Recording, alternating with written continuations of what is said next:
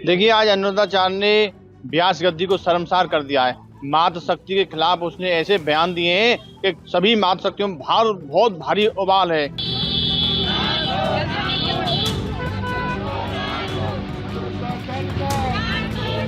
लेकिन इस बार उन्होंने ऐसा बयान दिया है जिससे सुन के कोई भी शर्मसार हो जाए कि आप एक बच्ची की शादी 14 वर्ष की उम्र में कर दीजिए, जब तक कि वो 8th स्टैंडर्ड भी नहीं क्रॉस करती। आप समझिए।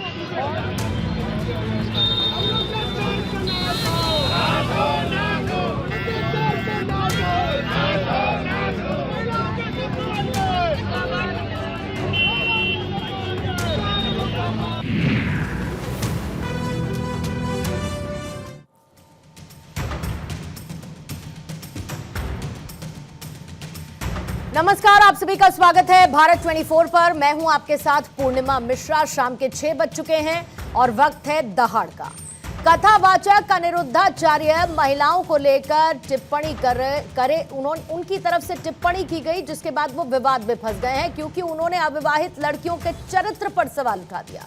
उन्होंने कहा कि लड़कियों की शादी की उम्र 14 साल से कम कर देनी चाहिए, इससे वो परिवार में अच्छे से घुल मिल जाएंगी। उन पर आरोप यह है कि उन्होंने लड़कियों को लेकर कई और आपत्तिजनक बातें कही हैं, लेकिन अब इसी स्टेटमेंट पर हंगामा मचा है। महिलाओं ने अनिरुद्धाचार्य के खिलाफ विरोध का मोर्चा खोल दिया। मथुरा में महिलाओं ने अनिरुद्धाचार्य का पुतला फूंका, FIR दर्ज करने की मांग की और इस पर बढ़ते हुए विवाद के बीच अनिरुद्धाचार्य ने माफी तो मांगी, लेकिन उसमें शर्तों के साथ।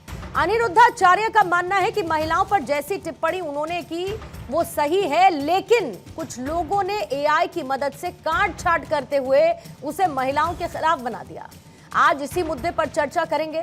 पूछेंगे कि लड़कियों के चरित्र पर सवाल, AI कैसे हुआ जिम्मेदार। क्योंकि अब लड़कियां लाते हैं 25 साल की। अब 25 साल की लड़की 4 जगह वो की होती है, सब नहीं पर बहुत। और वो 25 साल की जब तक आती है तो पूरी जवान होके आती है।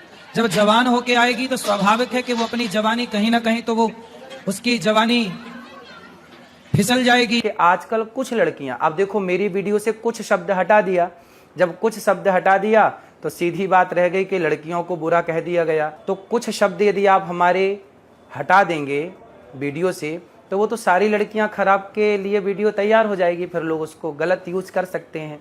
तो मेरे द्वारा कभी नारी का अपमान नहीं किया जा सकता। नारी तो हमारी लक्ष्मी है। हमारे ब्रजमंडल में तो श्याम सुंदर राधा रानी के चरण दबाते हैं। यदि आधी अधूरी बात सुन के आपका दिल दुखा तो मुझे क्षमा अवश्य करें।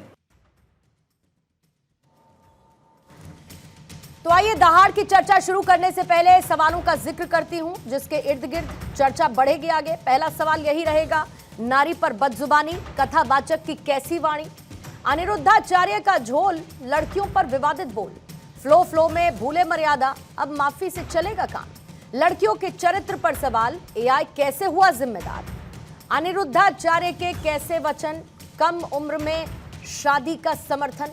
हमारे साथ मेहमानों का खास पैनल मौजूद है और साथ ही स्क्रीन पर वो तमाम सवाल भी रखेंगे जिनका जिक्र अभी मैंने किया। हमारे साथ स्वामी चक्रपाणी महाराज, अध्यक्ष संत महासभा के, अब से थोड़ी ही देर बाद जुड़ेंगे। महामंडलेश्वर वेद मूर्तिपुरी, हिंदू स्कॉलर, हमारे साथ इस वक्त मौजूद हैं। महामंडलेश्वर डॉक्टर राजेश्वर दास जी महाराज, हिंदू स्कॉलर हैं, हमारे साथ स्टूडियो में मौजूद हैं। रितु सिंह जी, हिंदू स्कॉलर, हमारे साथ मौजूद हैं। प्रियंका जी, हिंदू स्कॉलर हैं, हमारे साथ स्टूडियो में मौजूद हैं। और स्वामी उपमन्यु जी महाराज, हिंदू स्कॉलर के तौर पर आज चर्चा का हिस्सा है। आज इसी मर्यादा को और वाणी को समझने की कोशिश करेंगे जो अनिरुद्धाचार्य की तरफ से इस्तेमाल की गई और फिर उस पर जो शर्तों के साथ उनका क्लैरिफिकेशन आया है उसको समझने की कोशिश करेंगे। सभी मेहमानों का बहुत बहुत स्वागत करती हूं। शुरुआत करना चाहूंगी रितु जी आप ही के साथ। अगर मान के चलिए कि धर्म के नाम पर मर्यादा की लकीर को बार बार लांघा जाए जैसा कि अनिरुद्धाचार्य ने किया, अब उनकी तरफ से दी गई दलील, AI को जिम्मेदार बता दिया गया, लेकिन एक बार नहीं हुआ है, बार बार किसी ना किसी तरीके के विवादित बयान अनिरुद्धाचार्य देते रहे हैं। धर्म के मंच पर कथा जो संयम सिखाती है, वहां संयम की सीमा को लांघना कितना गलत अनिरुद्धाचार्य के लिए आप मानते हैं? बिल्कुल पूर्णिमा, देखिए जिस व्यासपीठ पर बैठते हैं अनिरुद्धाचार्य जी, कथावाचक के साथ साथ बहुत सारे लोगों के आइडियल भी हैं। तो वहाँ पर वाणी पर संयम बहुत ज़रूरी है। निश्चित तौर पे उनको वाणी पर संयम रखना ही चाहिए। और ये स्टेटमेंट को सभी गलत कह रहे हैं और गलत है भी, लेकिन यहाँ पर मैं उनका समर्थन नहीं कर रही हूँ, लेकिन मैं कुछ चीज़ें आपके सामने रखना चाह रही हूँ कि देखिए, एक आपने हमेशा सुना होगा कि कथनी और करनी, तो यहाँ उल्टा है। अगर वो कुछ भी बोलते हैं, ये निश्चित तौर पे कभी कभी उनकी वाणी पर से विराम नहीं रहता है, लेकिन अगर आप उनके कार्यों पर एक नज़र डालिए तो वो जो कार्य समाज के लिए कर रहे हैं, एक ऐसा व्यक्ति, देखिए लाखों लोग ऐसे ही तो फॉलोवर नहीं हो जाते, ऐसे ही तो उनमें इतनी श्रद्धा नहीं रखते हैं। अभी उन्होंने वाणी से वचन कुछ बहुत ज़्यादा खराब बोले, लेकिन आप सोचिए इतनी बेघर माओं को रखना, जो कि उनका वृंदावन में गौरी गोपाल आश्रम है। जो लोग जो आज विरोध कर रहे हैं, सड़कों पर उतर रहे हैं, वही अपनी माओं को नहीं रख पाते हैं, बेघर कर देते हैं, निकाल देते हैं वृद्ध होने पर, और वो उनकी सेवा एक बेटे की तरह कर रहे हैं। कितनी महिलाओं का विवाह कर रहे हैं, हॉस्पिटल चला रहे हैं। तो एक व्यक्ति जो समाज के लिए इतना कार्य कर रहा है, दूसरी बात इतना हंगामा बरपा हुआ है। एक बात बताइए, लोगों ने तो किसी को भी नहीं छोड़ा, तुलसीदास जी पर भी प्रश्न उठते हैं, ढोल गवार नहीं तो उठाइए, किसने रोका? लेकिन दूसरी बात और है, मैंने कहा कि अगर उन्होंने 4 अच्छे काम कर दिए तो मंच पर बैठकर महिलाओं का अपमान करना उनका सही हो जाएगा। मैं वही कहना चाह रही हूँ पूर्णिमा जी कि उन्होंने जो वक्तव्य दिया वो वर्तमान परिस्थिति, देखिए लगातार एक के बाद एक केस हम देख रहे हैं पिछले 1.5 से 2 महीने 3 महीने से, सोनम का केस, मुस्कान का केस। तो जो समाज की अभी परिस्थिति बनी हुई है कि लगातार लड़कियां सिर्फ अपने प्रेमी की वजह से अपने पति का मर्डर कर दे रही हैं, तो एक जो कथावाचक हैं, जो एक संत हैं, तो उनके मन की जो व्यथा है, भले शब्द, देखिए शब्दों का चयन उनका गलत होता है, ये बहुत बड़ी गलती है, लेकिन उनके जो कार्य हैं या उनकी इंटेंशन, उनकी जो नीयत हम कह सकते हैं, वो गलत बिल्कुल भी नहीं लग रही है। अगर ऐसी नीयत गलत होती तो कथावाचक को अगर अपने शब्दों पर काबू ना रहे तो उस कथावाचक को उस मंच पर बैठने का कोई अधिकार नहीं है। ऋतु जी, एक सिंपल लाइन में कि उनको उस मंच पर बैठने का कोई अधिकार नहीं है। संत समाज की तरफ से अनिरुद्धाचार्य का बॉयकॉट किया जाना चाहिए। It is as simple as that. यही बात है पूर्णिमा जी, जब हमारे सनातन धर्म का कोई भी संत ऐसी वाणी बोलता है तो इतना हंगामा होता है, लेकिन अगर अन्य पंथ के लोग, अरे छोड़िए ना मैम उनको, अरे छोड़िए ना, अन्य पंथ के लोग क्या करते हैं, लेकिन आप सोचिए अन्य पंथ के लोगों का क्या करना है। ये महिलाओं को जो इतना गुस्सा आ रहा है, ये तब क्यों नहीं आता है जब ये रियलिटी शोज में खुलेआम फनी शो के नाम पे फनी क्या क्या नहीं बोला जाता है, वहां पे इनकी गालियां दी जाती है। आप दोनों का कंपैरिजन कैसे? किसी रियलिटी शो में अगर कोई कुछ बोलता है तो वो धर्म का मंच तो नहीं होता, वो धर्म का मंच नहीं होता है ऋतु जी। धर्म के मंच की अपनी एक मर्यादा होती है, उस समय महिलाएं धर्म के मंच की अपनी एक मर्यादा होती है, और यहाँ पर जुबान नहीं फिसली है। यहाँ पर अनिरुद्धाचार्य की सोच क्या है वो साफ तौर पर नजर आती है। पूरा सेंटेंस नहीं, उन्होंने पहले ही बोला मैं सबकी बात नहीं कर रहा हूँ, AI जनरेटेड है, काट छाट कर दी गई, बड़ा गजब का कुतर्क है। मैं यहाँ सबकी बात नहीं कर रहा हूँ, ये किसी ने नहीं सुना, और ये बिल्कुल सब लोग इसकी निंदा कर रहे हैं। वाणी उनका जो वक्तव्य था वो गलत था, लेकिन उनकी नीयत गलत नहीं थी। वर्तमान समाज की परिस्थितियों को लेकर छोड़ना चाह रहे हैं उपमन्यु जी। नियत को हम कैसे समझें? सामने जो होता है प्रैक्टिकल वो दिखाई देता है, उसी कार्यों से समझना चाहिए ना। वो महिलाओं की सबसे ज्यादा इज्जत करते हैं। नहीं, इतनी शादियां और सबके लिए नहीं कहा, बेघर महिलाओं के पैर दबा रहा है, व्यासपीठ पर बैठने के बाद यही निकलता है। भारत में हमारे यहाँ शास्त्र में कहा गया केवल शब्दों से किसी का आप जजमेंट कैसे कर सकते हैं? देवियों का सम्मान की बात आती है और देवियों की चर्चा राजेश्वर जी, नारायण टू नारायणी, आप इस तरीके की बातें जहां पर महिलाओं का सम्मान सर्वोपरि होता है। मतलब ऋतु जी, अगर हम दरअसल अनिरुद्धाचार्य के बयान को डिफेंड करने पर आएंगे ना तो हम सनातन को खंडित करेंगे। मैं सीधी सी बात कहती हूँ, सनातन को खंडित करेंगे। अगर अनिरुद्धाचार्य के बयान को किसी भी तरीके से आप मौन स्वीकृति भी देती है ना, या इफ एंड बट करके भी आप स्वीकृति देती हैं, तो आप सनातन को खंडित करती हैं, सनातन के उस भाव को खंडित करती हैं जहां पर नारी को पूजा जाता है, जहां पर नारी का सम्मान सर्वोपरि होता है। उस सनातन को खंडित करने जैसा है ये। एक व्यक्ति की अगर एक गलती है, देखिए हमारे भारत के अंदर या हमारे शास्त्रों में माताओं का सम्मान सर्वोपरि माना गया है और सभी लोग माताओं का सम्मान देते हैं। जिस व्यासपीठ पर आप बैठते हैं, शास्त्र का अध्ययन करते हैं, आपकी वाणी से बहुत सारे लोगों का घर सुधरता है और ऐसे अपने वक्तव्य को यदि आप देते हैं तो चाहे सनातन के लिए हो या मेरी माताओं बहनों के लिए हो या हमारे सनातन पद्धति के लिए, सबके लिए निंदनीय है। और अनिरुद्धाचार्य जी ने एक बार नहीं, इस प्रकार से कई सारी बातों में एक बार कहते हैं, कुछ दिन बाद वो माफी मांग लेते हैं। संतों के लिए भी बड़ी विडंबना होती है कि आप या तो अध्ययन नहीं करते हैं या आप फ्लो में इस प्रकार से बोल जाते हैं कि आप अपने आप में ही नहीं समझ पाते। संत समाज की बदनामी है, हमारे समाज के पूरे लिए, संत समाज की बदनामी है, संतों के लिए, समाज के लिए, मेरी बहन बेटियों के लिए क्या कहना चाहते हैं, ये बड़ी बेशर्मी की बात आती है। कई बार ये भी कहना पड़ता है कि इतने बड़े उसका सम्मान रखना चाहिए, वो नहीं बोल सकते हैं। उपमन्यु जी आ रही हूँ, उपमन्यु जी आ रही हूँ, एक एक करके बात कर लेंगे। हमारे एक देश एक में करके जब पर्दाफाश होता है, लोग इतना मीठा बोलते हैं और इतनी वाणी उनकी आध्यात्मिक होती है, लेकिन उनके कर्मों की तरफ आप जाइए, आपके चैनल पे ही खुलासा होता है कितनी बार उनकी वाणी से पता चलता है कि वो लेडीज को किस कैरेक्टर से देखते हैं। ऋतु जी, आपकी बात से मैं बिल्कुल सहमति नहीं रखती है, लेकिन उनके कर्म इतने निंदनीय हैं, उनके आप क्या कहेंगे? यहाँ इनकी वाणी मंच पर बैठकर काम होता है प्रियंका जी अगर मंच पर बैठकर नारी के सम्मान को ठेस पहुंचाना सामान्य लगने लगे ना, तो ये बात सिर्फ एक अनिरुद्धाचार्य की नहीं है, ये उस सोच की है जो उस मंच का सरासर गलत इस्तेमाल करता है, जिसको उस मंच पर फिर बैठने का अधिकार नहीं है। देखिए, धर्म का नाम लेकर अधर्म की बातें क्यों? अगर आप गुरु हैं, आपका कार्य है संसार को, समाज को जोड़ना, ना कि समाज को तोड़ना। और आप देखिए, जब भी अनिरुद्धाचार्य की कोई भी स्टेटमेंट आती है, वो इतना ज्यादा जजमेंटल होकर लोगों को जज करते हैं। कोई लड़की शादी के बाद माता पिता को संभालना चाहती है तो उसमें भी उनकी एक जजमेंट है कि ऐसा नहीं करना चाहिए, तुम्हारे घर में बाप है, भाई है, वो संभाल लेंगे। और हमेशा जब भी वो कोई बात करते हैं, कोई ना कोई जजमेंट और ह्यूमिलिएट करने वाली बात करते हैं कि सामने वाले इंसान को ना चाहते हुए भी गुस्सा आ जाए, वो जानबूझकर ऐसी स्टेटमेंट देते हैं। दूसरी बात, ऋतु जी इतना उनके पक्ष में बोल रही हैं, उनको सपोर्ट कर रही है, उनकी वाणी पे, वाणी अध्यात्म की होनी चाहिए, वाणी किसी के कपड़ों को लेकर, उसके रहन सहन को लेकर, उसके जजमेंट को लेकर नहीं होनी चाहिए। उनका कार्य है समाज को जोड़कर रखना, सबकी रिस्पेक्ट करना। जो वहां से सीखेंगे वो सबसे ज्यादा हाई फैन फॉलोइंग यूथ की उनसे ही आती है। अगर वो आज यहाँ पर बैठकर महिलाओं के बारे में ये स्टेटमेंट देंगे तो आज हमारा जो यूथ है वो क्या उनको फेवर करेगा, क्या उनको सपोर्ट करेगा? मैं इस पर बिल्कुल खंडित करती हूँ उनकी सारी बातों। अनिरुद्धाचार्य जी की जो उन्होंने अपना वक्तव्य दिया है, उस वक्तव्य से सभी लोग नाराज हैं, चाहे वो बहन बेटी हो, संत समाज हो। संत समाज कहता है कि आप समाज के लिए एक अच्छी वाणी का प्रयोग करें, ठीक, आप शास्त्र का अध्ययन करते हैं, शास्त्रोक्त वार्ता करें, आप कोई कानून बनाने का अधिकारी नहीं है, पहली बात।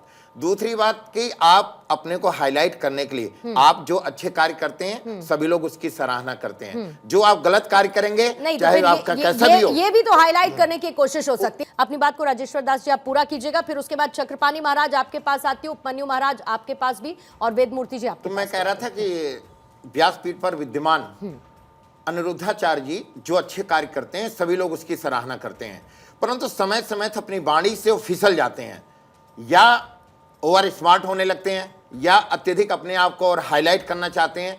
आप हाईलाइट होइए, जो अच्छे कार्य हैं उसके लिए सभी आपकी सराहना करेंगे, परंतु जो बहन बेटियों के वक्तव्य आप देते हैं, आप कानून नहीं बना रहे हैं। देश काल स्थिति के अनुकूल देश चलता है और आप समाज एक सुधारक हैं, समाज के एक बहुत ही प्रतिष्ठित व्यक्ति हैं, जो अच्छे कार्य आप कर रहे हैं। और जो अनिरुद्धाचार्य जी ने कहा है बहन बेटियों के लिए, उसके लिए मैं घोर निंदा करता हूं कि उनको इस प्रकार से पुनः वाणी नहीं बोलना चाहिए और अपने को पुनः एक बार स्थापित करने के लिए सोचें, एक अलग बैठ करके सोचें कि जो मैं वक्तव्य देता हूं क्या हमारे लिए ठीक है या नहीं ठीक है, यही मैं कहना चाहता हूं। ठीक है, स्वामी चक्रपाणी महाराज, जो भी बयान अनिरुद्धाचार्य की तरफ से नजर आए और खास तौर पर वो एक कथावाचक हैं, कथावाचक की वाणी पर संयम कितना जरूरी होता है मुझे ये बताने की जरूरत नहीं है, लेकिन अगर किसी महिला के चरित्र को खंडित करके अपनी इमेज को डेंट अनिरुद्धाचार्य तो कर ही रहे हैं,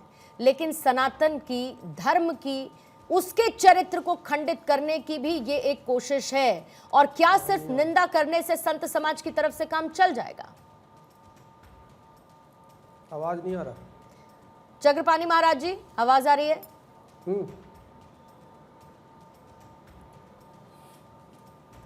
ठीक है, एक बार जरा चक्रपाणी महाराज का ऑडियो चेक करेंगे, उनके पास फिर मैं वापस से लौटूंगी। उपमन्यु जी महाराज, आप कुछ कह रहे थे सर, आपकी बात को मैं पूरा इस वक्त लेना चाहूंगी, और साथ ही जो सवाल मैंने चक्रपाणी महाराज से पूछा वो सवाल आपके लिए भी है। सबसे बड़ी बात है कि उनको इतना मान सम्मान हमारे समाज ने दिया, मान सम्मान दिया, उसका दुरुपयोग नहीं होना चाहिए। वो एक ऐसी जगह पे हैं, वो ऐसी जगह पे ऐसे पद में बैठे हुए हैं कि वहां पे कोई भी अशोभनीय कार्य नहीं होना चाहिए। उनके एक एक व्यक्ति को वक्तव्य को तौला जाता है, समझा जाता है, उस पर आचरण किया जाता है। और ऐसी जगह पे आदमी बैठ के और कुछ गलत बात करे, और खासकर महिलाओं के लिए, तो ये बर्दाश्त नहीं है। ये बहुत ही गलत बात है कि वो अनर्गल बात करें। ये पद का दुरुपयोग है। हमने उनको इतनी अच्छी जगह पे बैठा रखा है, एक आम आदमी कुछ भी कहे वो क्षमा है, इनको क्षमा नहीं मिलनी है। इनको बाकायदा गलत है तो गलत है, इनको मानना पड़ेगा और क्षमा समाज से मांगनी पड़ेगी। ये गलत बात बोली है, बहुत गलत बात बोली है, क्योंकि इनको हम लोगों ने एक अच्छे पद में, एक अच्छी जगह पे बैठा रखा है। उसको पद की प्रतिष्ठा का ज्ञान रखना चाहिए, ना कि उनको अब उन्होंने वो कर लिया तो अनर्गल बात करने लगे किसी के लिए। कोई वहां पे वो मजाक भी नहीं कर सकते। जब कोई किसी को अच्छे पद में बैठा दिया जाए तो वो वहां पे हंसना, बोलना, मजाक करना नहीं है। क्यों? क्योंकि उनकी एक एक बात का समाज में असर पड़ता है, और जब समाज में असर पड़ता है तो उसका लोग बुरा भी समझेंगे और अच्छा भी समझेंगे। तो इन्होंने जो बात कही है, और ये अक्सर कर इनकी भाषाओं में अक्सर कर ये हो गया है, तो मैं कह दूं, अभी बुरा लगेगा कि किसी को इतना सम्मान मिल जाए तो वो बर्दाश्त नहीं होता। अब इनकी पोजीशन यही है, इनके पतन का काम हो गया है कि अब नहीं, और उपमन्यु जी बुरा लगे तो लगे, फिर मैं इससे एक कदम आगे बढ़कर कह देती हूँ कि सड़क किनारे खड़े उस एक व्यक्ति में जो महिलाओं पर फप्तियां कसता है या उल्टी सीधी बात करता है या महिलाओं के छोटे कपड़ों को बलात्कार का आधार बता देता है, फिर उसमें और अनिरुद्धाचार्य में अंतर क्या है? अनिरुद्धाचार्य एक सम्माननीय मंच से बैठकर ये बातें करते हैं। आप क्या फर्क है फिर?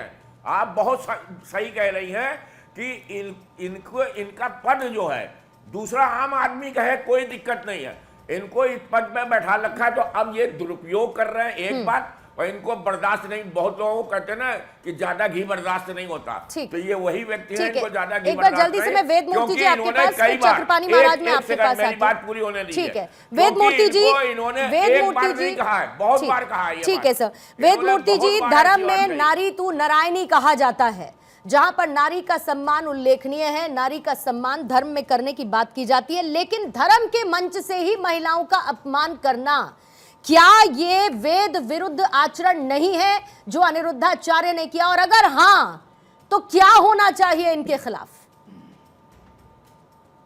देखिए पूर्णिमा जी, उत्पत्त हेम रुचिराम रविचंद्र वहनी नेत्रान धनु शरयुतांग कुसपाशशूलम। हमारे यहाँ नारी तू नारायणी कहा गया है, और नारायणी साक्षात भगवती स्वरूपा है। महाकाली, महालक्ष्मी और महासरस्वती तीनों रूप में हम इनको पूजते हैं, और देश की आधी आबादी है। और हमारे यहाँ कहा गया है व्यासपीठ पर व्यासाय विष्णु रूपाय। जब व्यासपीठ पर बैठते हैं तो वो साक्षात नारायण का स्वरूप होते हैं, तो वहां पे अपनी वाणी पे संयम रखना चाहिए। ऐसी वाणी बोलिए मन का आपा खोय, औरन को शीतल करे आपो शीतल हो। तो इस चीज का विशेष ध्यान रखना चाहिए। लेकिन मेरा एक प्रश्न है आपसे, ये वीडियो कितनी पुरानी है? कब की है ये वीडियो कितनी पुरानी है एग्जैक्टली ये तो नहीं बता पाऊंगी सर मैं, लेकिन उनका माफीनामा बहुत ताजा है। जिस तरह से इनका विरोध हो रहा है, ठीक है, आप देख लीजिए वीडियो कितनी पुरानी है, और वो व्यासपीठ पर बैठ करके ऐसी बात नहीं कर रहे हैं। उनका प्रश्नोत्तरी होता है, उस समय ये बात कर रहे हैं। लेकिन आज ये वीडियो क्यों निकल के आई? पर तब भी वेद मूर्ति जी, राजनीति पर तब भी जुबान तो उन्हीं की थी, व्यक्तित्व उन्हीं का था, सोच उन्हीं की थी, और अगर नहीं, पर सोच तो उन्हीं की थी ना सर, जुबान तो उन्हीं की थी ना। अखिलेश यादव से तू मैं होने के बाद ही ये वीडियो क्यों प्रचारित किया गया? ये वीडियो अब ही क्यों प्रचारित हो रही है? अब ही क्यों अनिरुद्धाचार्य को बदनाम किया? उस समय क्यों नहीं कहा गया? अनिरुद्धाचार्य के इस बदनामी का न्योता उन्होंने खुद दिया वेद मूर्ति जी, इस बदनामी को न्योता उन्होंने खुद दिया इस तरीके के शब्दों का इस्तेमाल करके। एक बार नहीं सर, 2 बार नहीं, 3 बार नहीं, बार बार इस तरीके के बयान उनकी तरफ से दिए जाते रहे। सर उन्होंने तो धर्म विरुद्ध बातें भी की हैं, सिर्फ महिलाओं के खिलाफ नहीं की हैं, आपको याद होगा। उन्होंने अच्छे कार्य भी किया है, नहीं लेकिन जस्टिफाई नहीं कर सकते ना, जस्टिफाई तो नहीं कर सकते ना वेद मूर्ति जी। उन्होंने अच्छे काम किए हैं तो क्या हुआ? अच्छे काम करने की जिम्मेदारी क्या पूरे संत समाज की नहीं है? संत समाज क्या अच्छे काम इन रिटर्न सोचकर करता है कि हमें बदले में क्या मिलेगा? नहीं सर, नहीं। चक्रपाणी महाराज जी मुझे ये बता दीजिए कि जो कुछ भी अनिरुद्धाचार्य ने किया, एक जिस पद पर वो बैठे हैं उनको समाज को सही दिशा दिखाने का काम है, लेकिन इस तरीके के बयान देकर तो वो समाज को गुमराह करने की कोशिश कर रहे हैं ना। देखिए पूर्णिमा जी, सबसे पहले तो यहाँ बैठे हुए सभी देवियों को मैं राम राम करता हूँ और सभी संतों, पूज्य संतों को भी ओम नमो नारायण कर रहा हूँ।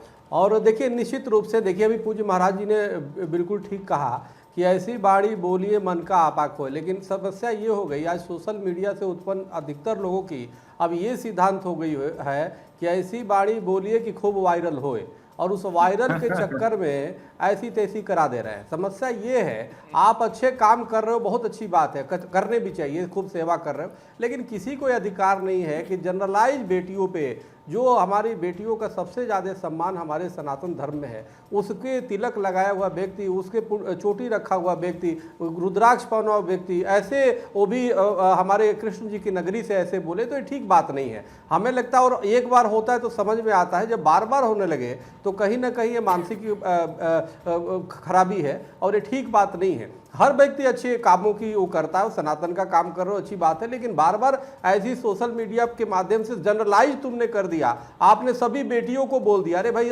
तुम खुद भी पारिवारिक हो, समझना चाहिए अच्छे बुरे हर जगह लोग हैं, लेकिन एक से एक कई कांड में रेप में जो अच्छे अधिकारी से लेकर संत तक को आरोप लग जाते हैं। अच्छे हर क्षेत्रों में अच्छे भी हैं और बुरे भी हैं, तो इसलिए आप सिर्फ बेटियों को जनरलाइज करते हो तो मुझे लगता है कि हमें स्वयं और हर संत दुखी है इस विषय से, और कोई भी इसका समर्थन नहीं कर सकता। तो हमें लगता है कि इसकी पुनरावृत्ति बार बार जो हो रही है वो ठीक बात नहीं है। आपको वाणी पे संयम देना चाहिए। अगर मनु जी महाराज जो बोल रहे थे, तो अगर उनका जो माफीनामा है चक्रपाणी महाराज, ले लेना चाहिए जो उनका माफीनामा है, उस माफीनामे में मुझे झोल की मात्रा ज्यादा नजर आती है। मतलब माफी उन्होंने मन से तो मांगी नहीं है, और मन से ना मांगी गई माफी का मतलब क्या है कि आप कन्विंस ही नहीं है कि आपने कुछ गलत बोला।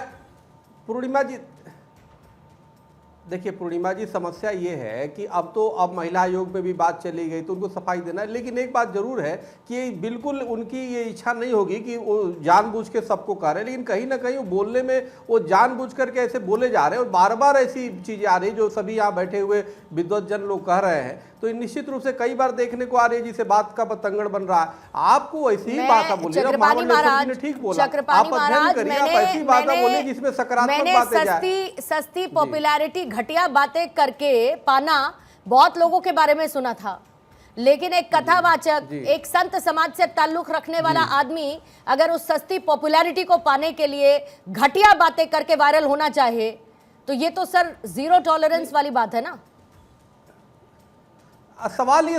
सवाल ये सस्ती भी नहीं है ना, आप सबके चरित्र पे सीधे आरोप लगा दिया, इससे तो घृणित कोई बात ही नहीं हो सकती कि आप बेटियों पे सब पे बोल दो। और ये ठीक है कि बहुत युवा भटक रहे हैं, उनके कहने का मतलब ये हो सकता होगा, उनकी भावनाएं नहीं होगी कि सबको जनरलाइज करें, लेकिन उन्होंने कर दिया, ये गलत किया, और उनको अच्छी तरीके से इस बात को ध्यान रखना चाहिए। ये ठीक है कि लड़के ड्रग में भी काफी ड्रगिस्ट हो जा रहे हैं, पर उन्होंने बात नहीं की ना सर लड़कों की, उन्होंने लड़कों की बात ही नहीं की ना, उन्होंने लड़कों की बात ही नहीं की ना। यहाँ पर चक्रपाणी महाराज दिक्कत ये है, और ये उस पितृसत्तात्मक सोच को दिखाता है, उस पेट्रियार्कल सोच को दिखाता है जो रग रग में बसी हुई है कि हम जब बात करेंगे तो लड़कियों के, नारियों के विरुद्ध ही करेंगे, हम वही करेंगे, ये उसी को दिखाता है। प्रॉब्लम सोच का है सर। अगर लड़की गलत है तो लड़के भी होते हैं, ऐसा नहीं है कि- नहीं, पर बात नहीं की ना सर, यही तो मैं कह रही हूँ, लड़के दूर के दूल्हे नहीं यही होते, तो मैं तो कह रही हूँ कि लड़के भी- बात नहीं की उस बारे में। कोई बात नहीं होता। करते तो सिर्फ महिला सेंट्रिक बात नहीं करते ना, नारी सेंट्रिक बात नहीं करते ना। फिर अगर भटकाव है समाज में तो वो तो पुरुष में भी है, वो जेंडर बायस कैसे हो सकता है? वो नहीं हो सकता है। ऋतु जी, एक बार फिर से मैं आपके पास आती हूँ, क्योंकि आप महिला भी हैं और आप धर्म को लेकर भी आपकी जानकारी बहुत ज्यादा है, लेकिन कहीं ना कहीं धर्म के नाम पर पुरुष होने का वर्चस्व दिखाना, आप उनकी मंशा की बात कर रही हैं, आप उनके द्वारा किए गए अच्छे कर्मों की भी बात कर रही हैं, लेकिन सनातन तो ये कहता है ना कि बिना किसी उम्मीद के कि आपको बदले में कुछ मिलेगा, आप सेवा करते रहिए। ये काम तो अनिरुद्धाचार्य वैसे भी करते हैं और उनको करना भी चाहिए, जो उनको सम्मान समाज ने दिया है। लेकिन इसका मतलब उनकी तरफ से की गई ऐसी टिप्पणियों को नजरअंदाज तो नहीं कर सकते। नजरअंदाज किया भी नहीं जाना चाहिए और किया भी नहीं गया है, और इसी का परिणाम है कि उन्होंने अपना माफीनामा दिया है। क्या माफी AI मांगी है। जनरेटेड था ये माफीनामा? है उन्होंने सिर्फ ये बोला है काट-छाट कर कि दी। मेरी पूरी बात नहीं सुनी। और देखिए वो चलिए, आपने अगर आप सुनी उस माफी उनकी को पूरी नहीं बात? मांग रहे हैं, आपने यहाँ उनकी पूरी पर मैं बात उनके सुनी? इस वक्तव्य ऋतु जी, का- आपने सुनी उनकी पूरी बात? हाँ बिल्कुल सुनी। क्या अभी- कहा उन्होंने? इसके आगे जो हमने नहीं सुना बताइए। उन्होंने सिर्फ ये उन्होंने क्या कहा कहा? कि आपने पूरी वीडियो मेरी नहीं देखी, क्योंकि उन्होंने पहले ही बोला था मैं सबकी बात नहीं कर रहा हूँ। दूसरी यहाँ पर जो 25 उनकी साल सब- की लड़की आप 4 पूरी बात जगह, सुनो तो आगे मैं पूरी नहीं बात- बोलूंगी, नहीं, ये देखिए, कहा कि उन्होंने नहीं कहा ये बताइए। बहुत ही गलत शब्द बोले हैं, शब्दों के लिए उनकी जितनी निंदा की जाए कम है, ये मैं भी बोल रही हूँ। लेकिन यहाँ पर एक बात और भी है, आप देखिए माफी मांगी उन्होंने। दूसरी बात, समाज में अगर उनके बयान का दुष्प्रभाव हुआ तो क्या चल जाएगा काम उनके सिर्फ माफी मांगने में? जैसे हमारे वेदमूर्ति जी ने भी कहा, जिस सभा में ये बात हुई उस समय महिलाओं को गुस्सा क्यों नहीं आया, क्यों नहीं पत्थर मारे उन्होंने उस समय? ऋतु वो जी सभा कैसी बातें शांत कर रही कैसे हैं रही? आप? ऋतु आप जी सोचिए, कैसी कहीं बातें ना कर कहीं रही हैं आप? एक कैसी व्यक्ति का- बातें कर रही हैं क्योंकि आप? महिलाओं ने उनको माफ कैसी किया। बातें कर रही और हैं? सबसे बड़ी किसी गलती महिला ये के थी- साथ आप यौन सुनो। उत्पीड़न हुआ, उसने फौरन जाकर FIR क्यों नहीं की? उसको 6 दिन बाद गुस्सा क्यों आया? उसको 6 दिन बाद क्यों लगा कि मुझे पुलिसिया कार्रवाई करनी चाहिए? उसने 6 दिन बाद क्यों कहा कि मेरे साथ बलात्कार हुआ है? मतलब कितना कुतर्क है। वाणी से भी ये यौन कैसी उत्पीड़न बातें कर रही की हैं एक आप? संभावना और एक दिखाई महिला पड़ होने रही के है नाते ऋतु जी मुझे यहाँ आपसे से। इस तरीके की उम्मीद बिल्कुल नहीं है। प्रियंका, एक व्यक्ति अगर सामने कुछ बोल रहा है तो उसमें तो गुस्सा कोई तुरंत भी आना बाबा चाहिए। पंडित औरत दूसरी के कैरेक्टर बात, चरित्र को यहाँ डिसाइड जो नहीं गलत, कर सकता। सबसे गलत है कि उन्होंने सबसे बड़ी बात। उन्होंने लड़के लड़की दोनों का बोलना था। यहाँ उन्होंने बस बहुत बड़ी गलती, क्योंकि ये जो समाज का आईना बोलेंगे कैसे? जब सोच में ही नहीं है तो राम बोलेंगे और रावण कैसे? की वाणी में फर्क होता है, सोच में ये होगा समझना पड़ेगा, तभी मुझे तो लग रहा है। बोलेंगे अगर ना। उन्होंने यहाँ पर इतनी बात हो रही है, कितने चैनल से मैं सुन रही हूँ कि करियर के लिए लड़कियां 25 साल तक, तो एक बात बताइए, क्या करियर में सफल होने के लिए चरित्रहीन होना जरूरी तो नहीं है ना? और आप बिल्कुल इसका जरूरी आप नहीं है। इसका सर्टिफिकेट दे रही हैं? नहीं, बिल्कुल नहीं दे रही हूँ। आप इसका सर्टिफिकेट दे रही हैं? जो अभी घटनाएं हुई है, कि ऋतु आपके जी, हिसाब से वो सही है? नहीं, क्या ऋतु सोनम जी, की मैं एक घटना चीज कहना चाहता हूं। आप आइए सर, या आप जो आइए। पतियों को हाँ, मारा बोलिए। जा रहा है, क्या वो सही है? मुझे कहीं लगता ना है कहीं- नहीं, कहीं ना कहीं उनके कहने मैं का एक बार जिस बोलना समय उन्होंने चाहूंगी ये बात ऋतु जी की, को आप उस समय का कि समाज क्या देखिए। पूर्णिमा जी मैं एक बात बोलना प्रियंका जी चाहूंगी। पहले आप बोलिए, फिर उसके बाद राजेश दास जी।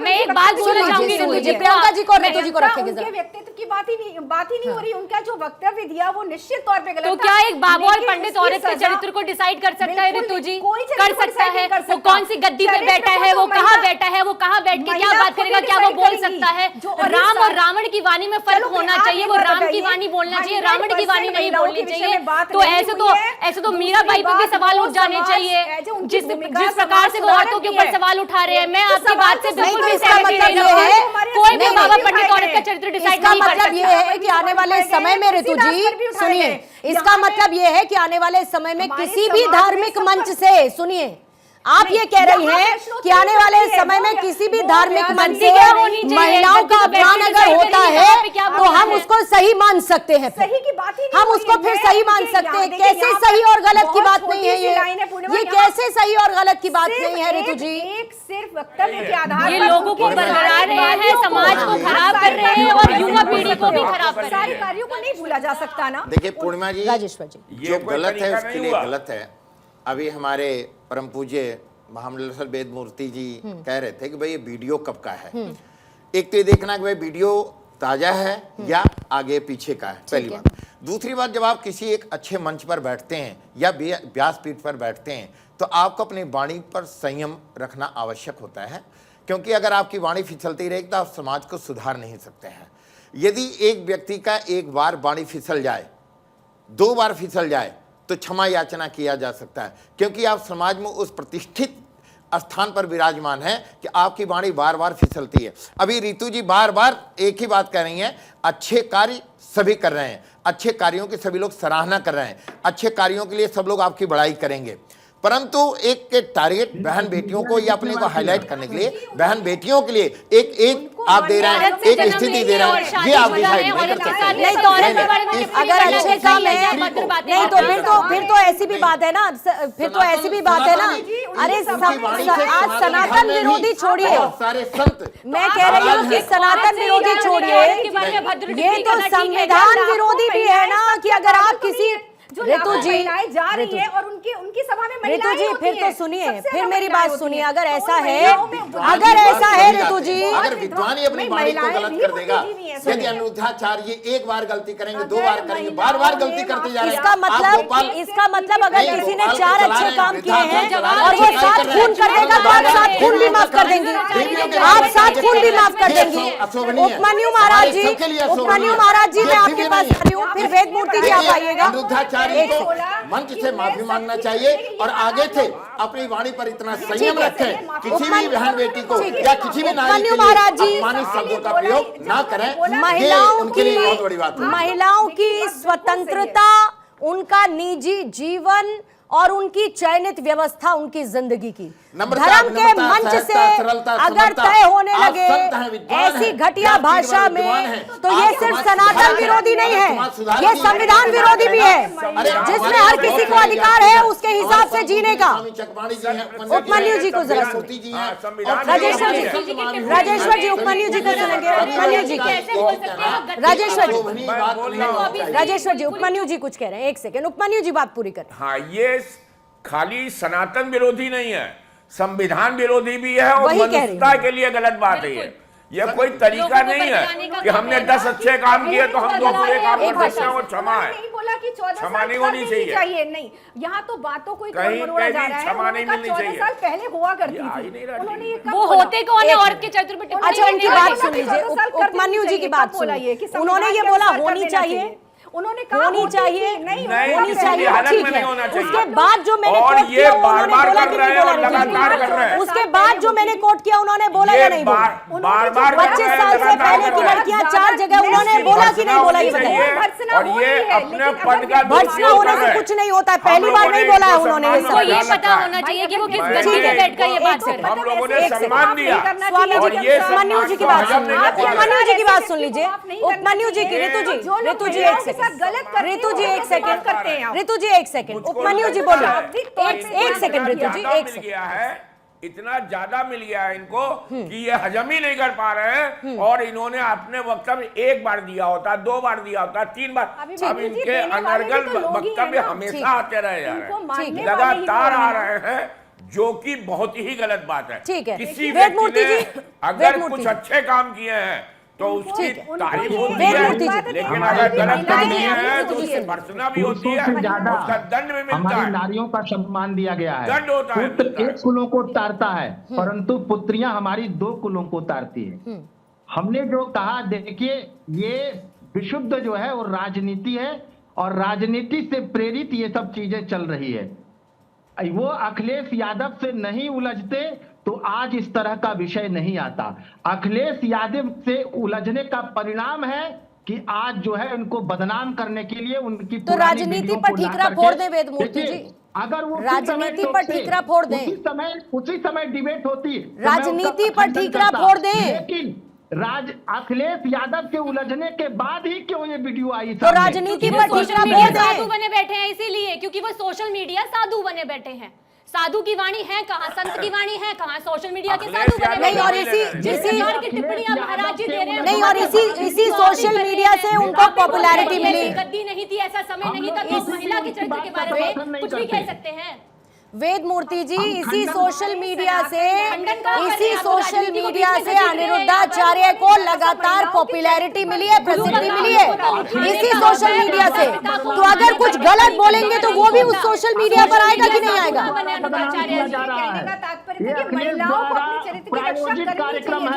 अगर इतना ही तात्पर्य का ख्याल है ना ऋतु जी, तो उनको उस मंच से उतार देना चाहिए आप लोगों को मिलकर, ना कि बैठकर यहाँ पर डिफेंड करना चाहिए। उनको उतार दीजिए उस मंच से। बॉयकॉट कर दीजिए, उनका बहिष्कार कर दीजिए।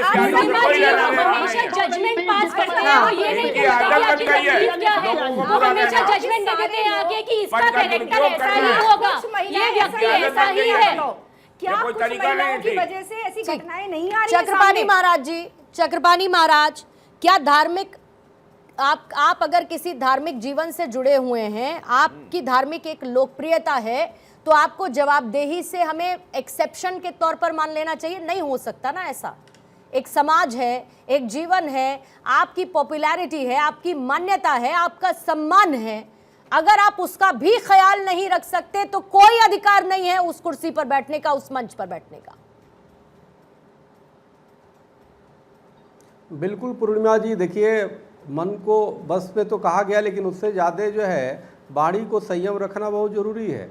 और वाणी अगर संयम नहीं है, एक व्यासपीठ पे बैठे हुए व्यक्ति, तो बेकार है। तो ये हमें तो ऐसा लगता है कि जो भी राजनीति या सोशल मीडिया या किसी ने साजिश चली, वो तो बाद की बात है, लेकिन बोला तो उन्होंने ही है। और उन्होंने तो आकर के सामने कुछ और भी तो बोल नहीं पा रहे। कोई बता रहे AI जनरेटेड है, जिस माफ़ी मांग रहे हैं। तो सवाल ये है कि देखिए, इस बात को समझना होगा कि ये सबके लिए एक सीख होगी। जो भी प्रवचन करते हैं या जो भी धर्म से जुड़े हुए लोग हैं, चाहे वो कोई भी हो, सबके लिए एक संदेश है कि अपनी वाणी को बिल्कुल जितना हो सके संयम रहे, ऐसे बोलिए जो सकारात्मक संदेश जाए। और किसी एक अगर जो पूर्वाग्रह से ग्रसित होकर के अगर बोलते हैं सिर्फ बेटियों पे, तो ये तो बेटियों पे देखिए, बेटी बहनों के खिलाफ कोई भी बोलता है तो ये कोई भी संत तो उसे स्वीकार तो कर ही नहीं सकता, क्योंकि हमारे सनातन में बेटी बहनों का बहुत सम्मान है, बेटियों का बहुत पूजा जाता है हमारे यहाँ तो। और अगर जो आपको उदाहरण देने हैं इस तरह से नकारात्मक, तो लड़के लड़की दोनों चरित्र तो सब किसी के भी खराब हो सकते हैं। अब ये कहना, वो भी आप जनरलाइज नहीं कर सकते सबके लिए। जो खराब होते हैं उसमें लड़के भी लफंगे होते हैं, नसीड़ी होते हैं, लड़कियां भी हो जाते हैं, आजकल हो जा रही हैं। तो आप इसको जनरलाइज करके नहीं चल सकते। नहीं, और आचरण वैसा दिखना चाहिए। और मैं इसे संत समाज की अग्नि परीक्षा के तौर पर इसीलिए देखती हूँ, क्योंकि महिलाओं के चरित्र पर टिप्पणी करना तो आसान होता है, लेकिन धर्म के चरित्र को बचाना संत समाज की मिलकर जिम्मेदारी है। और अगर ऐसे लोग हैं संत समाज में जो इस तरीके की सोच या फिर इस तरीके की भाषा रखते हैं, उनके लिए एक बहुत कड़ा संदेश जाना चाहिए, ताकि ये कहीं तो रुक सके, ये समाज को भ्रम में ना डाले। ये कोशिश कम से कम होनी चाहिए। बहुत बहुत शुक्रिया आपका स्वामी चक्रपाणी महाराज, हमारे साथ जुड़े महामंडलेश्वर वेदमूर्ति जी, महामंडलेश्वर डॉक्टर राजेश्वर दास जी, ऋतु जी आपका भी शुक्रिया, प्रियंका जी और स्वामी उपमन्यु महाराज, चर्चा में जुड़ने के लिए आप सभी का शुक्रिया।